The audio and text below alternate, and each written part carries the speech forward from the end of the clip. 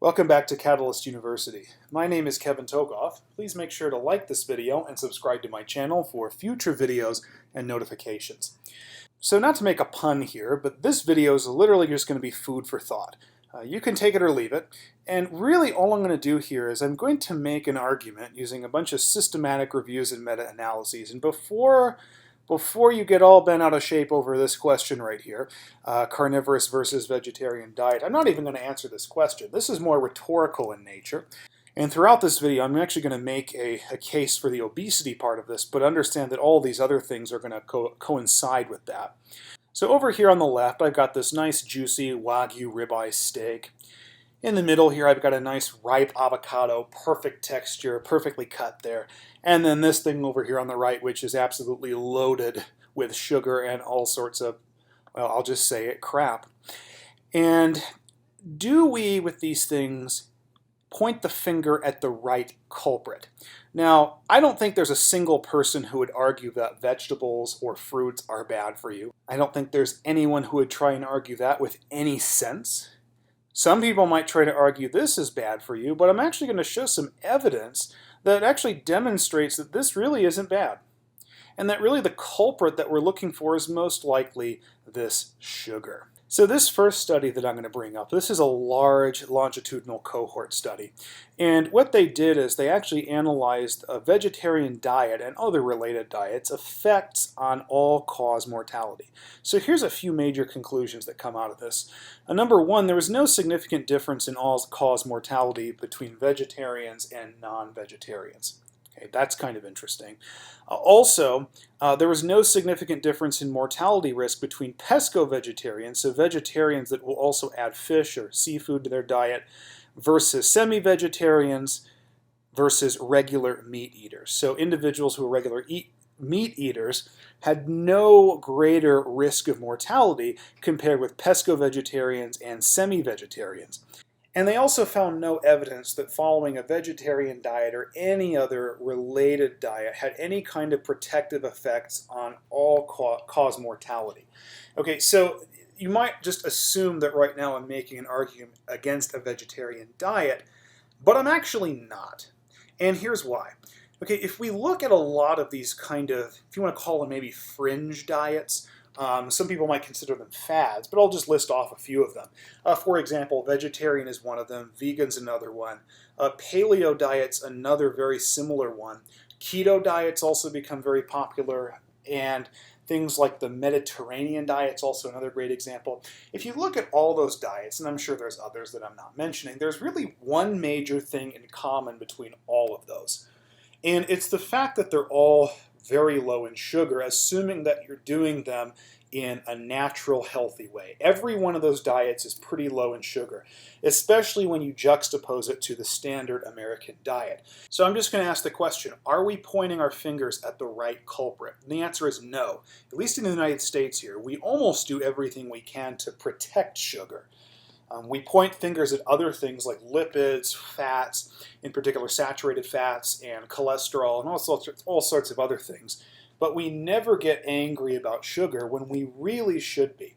And so from a study like this, we can really start to make several important inferences. One of them being that it doesn't really matter what type of diet you're following. If you're combining it with lots of refined sugar, it's not going to work out for you very well in the end. I'm going to come back and talk about a lot of other studies that kind of demonstrate this fact and also point the finger away from lipids, which is really where it should be. And we're going to now talk about obesity. And this is a really important thing. This right here is looking at childhood obesity. So trends in obesity among children and adolescents from 2 to 19 years old. And we're starting really in the early 60s, and I'll show you why that's important in a minute. And we're going up to about 2014. So this is obviously done in the past. But if you look here in the 60s, obesity rates in children were actually pretty low. And starting at the end of the 60s, really at the beginning of the 70s, we start to see this consistent trend where really among all these age groups, we really start to see obesity skyrocket to where roughly in the middle of the 70s, it's probably about at 5%. But by the time we get to 2014, we're almost at 20% obesity rate. Okay, so that's a fourfold increase in the obesity rate according to this data. So there's a clear increase in obesity in these children and adolescents. Here's another figure right here, and this one is actually really interesting. This is really just the percent prevalence of obesity starting really about 1960 and going up to about 2010. The blue line here is really just a BMI above 30. That's still obese. The red line is very obese with a BMI above 40, but that really doesn't matter so much. You can see where it's increasing, and you can see where the rate of it's increasing. Now, the reason this figure is so telling is because the time starts in 1960, and we don't really see too much of an increase. There is an increase in the obesity rate starting at 1960. But what's interesting about that is 1961 was a year when they really started to come out and say that fat is bad. This is where they started to use some flawed science, which I discussed in a previous video. And they started to say that saturated fat's bad for you, cholesterol's bad for you, so we need to remove all of those things from our diet in favor of other things. And the idea was that it was those type of nutrients, cholesterol, saturated fat, that were contributing to cardiovascular disease, coronary artery disease, stroke, all that kind of stuff. And so over time, people started to eliminate those things from their diet. All sorts of food products started to become low fat. In fact, you still can see those things in store today. They were low fat options. Eventually in 1984, they really came out with this and they said, well, cholesterol is bad for you. It is bad. You should not be eating cholesterol. And what's interesting is right around this time, it was a little bit before 1984, but the whole point is, ever since they started coming out and saying that this stuff is bad for you, we start to see a significant increase in the obesity rate. And it's not shown here, but it's also correlated with increase in cardiovascular disease and stroke, etc., etc. But wait a second, I thought that it was lipids that were supposed to be so bad for you and they were causing these things. We're getting rid of those things, so why are all these things increasing, including obesity? And the simple answer, and it's so obvious, is that they never did contribute to it in the first place. They never did.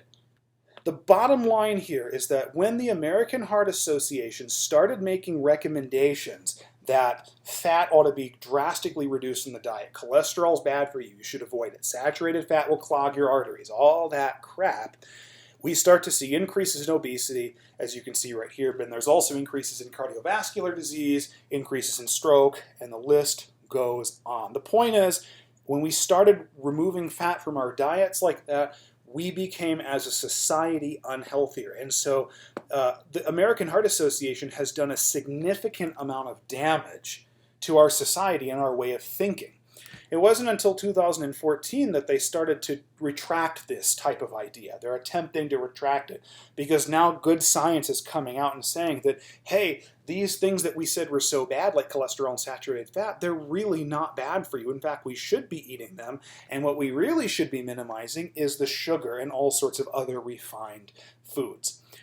So hopefully with that, I've gotten my point across. And so we're going to finish up this video by really just providing some extra evidence here. And these are pretty much all in the form of systematic reviews and meta-analyses, the highest form of evidence that we have. So again, we've got really three types of foods that these studies will be talking about in no particular order. We've got sugar and refined carbs. These are the bad things. We've got saturated fats, things that you might find in meats and so forth. We've also got omega-3 fatty acids. Omega-3 fats are actually anti-inflammatory, and they're very protective against all sorts of things like cardiovascular disease and chronic inflammation, which, of course, all these Western society diseases like cardiovascular disease, they are linked to low amounts of omega-3s and high amounts of chronic inflammation. So again, here is a systematic review right here and a meta-analysis. And what this found was no link between saturated fat consumption and the risk of heart disease or death. No link between it. In fact, people with higher saturated fat intake weren't at an increased risk of heart disease or sudden death. Now, if you're not too familiar with the evidence hierarchy, a systematic review and meta-analysis, you really don't get higher than that. That is the highest level of evidence that you could possibly have. It's not just one research article. It is a conglomerate of results of many, many research articles, some of which might be randomized controlled trials. So this is a very high level of evidence. Another one right here, this is also a systematic review and meta-analysis with observational aspects.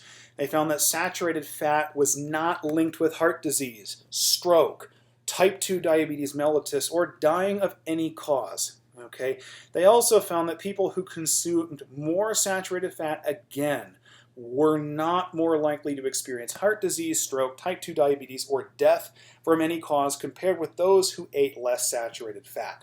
So we already have two papers right here, two systematic reviews and meta-analyses that are already starting to point the finger maybe away from the saturated fat, and maybe we're headed in the right direction. Here's a third paper. This one, again, looked at reduction in saturated fat intake. Okay, so they're reducing it. And what they found is that no statistically significant effects were seen when they reduced saturated fat with regards to heart attack, stroke, or all-cause deaths. Okay, they did find that those who consumed polyunsaturated fat, again, omega-3s are polyunsaturated, they had a 27% lower risk of cardiovascular events. But just changing your saturated fat intake, whether you decrease it or increase it, has absolutely no effect on your risk of mortality or any of these chronic diseases. What they did find is that if you have more omega-3s in your diet, and Americans are vastly deficient in this, that consuming more of these, like from salmon, let's say, will actually decrease your risk of these cardiac events. Okay? Again, people who reduced their saturated fat intake were just as likely to die or get heart attacks or strokes compared with those who ate more saturated fat. Again, reducing your saturated fat does nothing for your risk of dying. Okay? Here's some other ones: dietary cholesterol and atherosclerosis. Data indicate that dietary cholesterol has little effect on the plasma LDL to HDL ratio. Normally when you go to a doctor's office, HDL is the good cholesterol, you want that high. LDL is the bad cholesterol, you want that low. Cholesterol from the diet does not affect this ratio at all. Okay? Dietary cholesterol, another conclusion of this, is that it makes no significant contribution to atherosclerosis or the risk of cardiovascular disease. So if you increase cholesterol, you're not going to be at any more risk of increasing your LDL, decreasing your HDL, or cardiovascular disease. Here's another one, another systematic review. Consuming saturated fat was not linked to an increased risk of heart disease or an increased risk of type 2 diabetes. I'm being a broken record here, but this is what the data suggest. Also, they found that partially replacing saturated fat with polyunsaturated or monounsaturated, so again, polyunsaturated, like an omega-3 fatty acid, may actually lower LDL cholesterol concentration. So again, if you actually take some of that saturated fat and supplement or even replace some of it with omega-3 fats, it will actually lower your LDL. There's evidence of that. But again, just lowering your saturated fat doesn't do anything. It does not hurt you. It does not help you. But if you do replace some of it with omega-3s, you'll actually lower your LDL. Okay? What they did find, here's another nail in the coffin on sugar. Substituting refined carbs, that means sugar, for saturated fat may increase the risk of cardiovascular disease. Here's a sixth one, another meta-analysis, a systematic review and meta-analysis. Saturated fat intake wasn't linked to an increased risk of cardiovascular disease, heart attacks, or strokes, even among those with the highest intake. Number 7. This one's looking at something slightly different. This one's really looking at the ratio of omega-6 to omega-3 fatty acids. If you're not aware of this, omega-3 fatty acids, as we've mentioned, those are the good kind. You theoretically want a lot of those, like DHA, EPA. These are anti-inflammatory, so they're actually very good for your cardiovascular system. Omega-6, this is your arachidonic acid. This one is pro-inflammatory. And so theoretically, if you're looking at the ratio of your pro-inflammatories to your anti-inflammatories, you want this to be low because you want to minimize the pro-inflammation and maximize the anti-inflammation.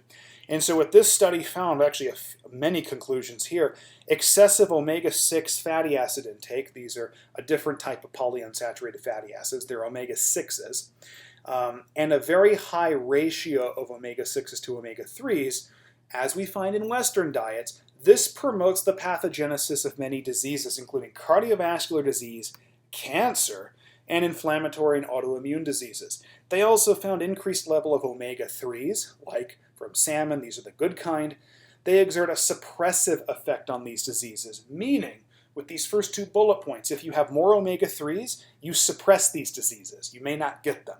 If you have too little omega-3s and too much omega-6s, you may get these diseases, okay?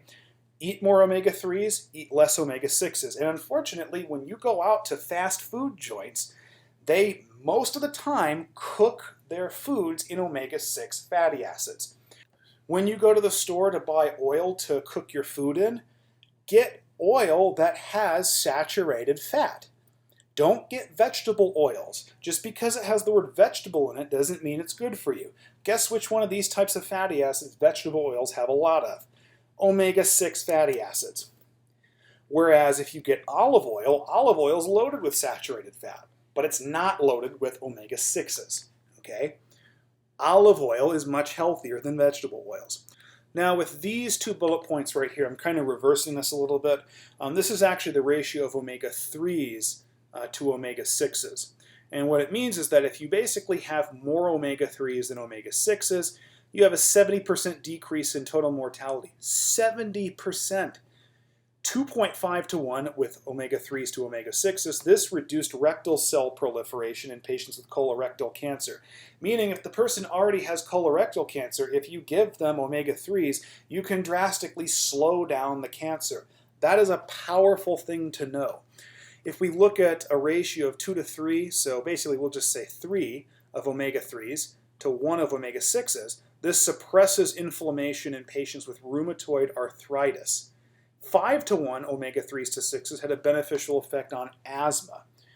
Now, if you go too high, 10 to 1, then you're going to get adverse consequences. Again, it's a balance of things. You have to have some omega-6s, and you have to have some omega-3s. But theoretically, you do want to minimize the omega-6s in favor of the omega-3s. So one more slide here, 2 more papers, and if we already hadn't put the nail in the coffin on sugar, we are literally about to drive a stake through its heart. No pun intended there.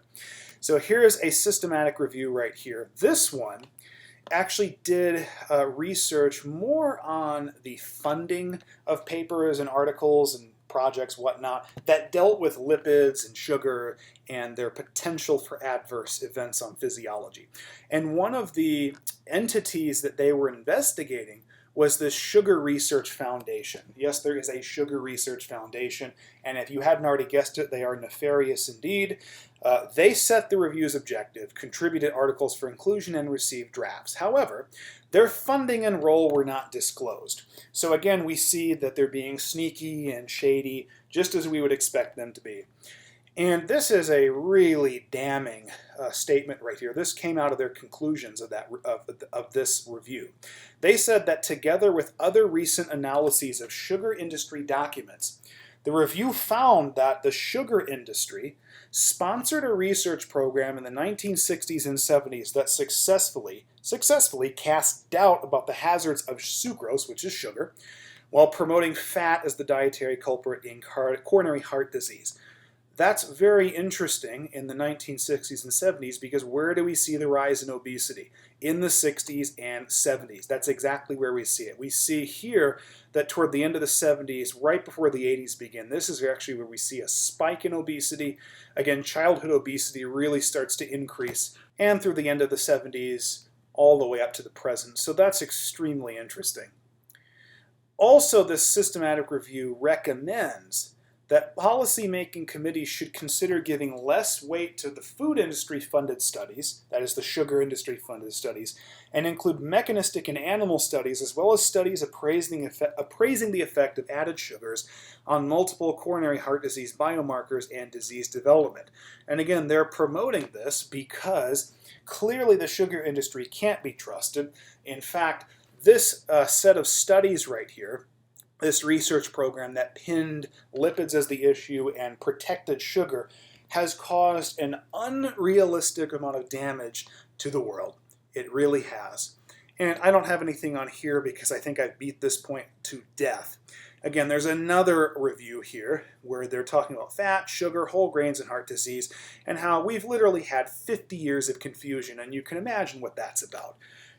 The point here is that sugar is the problem. I promised you I wouldn't come out in favor of any particular diet. I'm not going to do that in this video. You can make up your mind.